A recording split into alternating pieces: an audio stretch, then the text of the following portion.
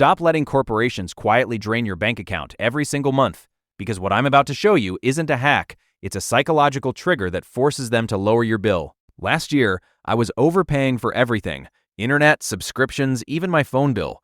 Every month I told myself, it's just a small amount, it's fine.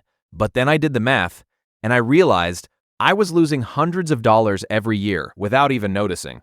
So I did what everyone does. I called customer service and asked for a discount. And guess what? They said no. Here's the truth nobody tells you. Customer service agents are trained to ignore the usual scripts. Can you give me a discount? This is too expensive.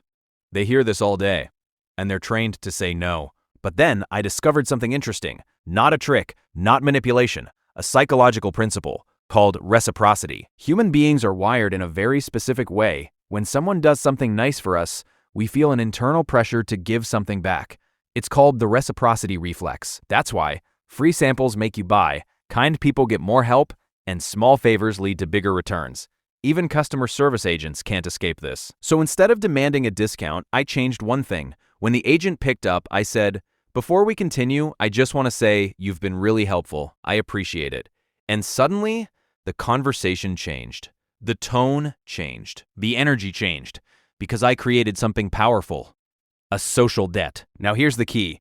After that, you don't beg. You simply ask, is there anything you can do to lower my bill? Not aggressive, not desperate, just calm. And in many cases, they will try to help you. Why? Because now they want to.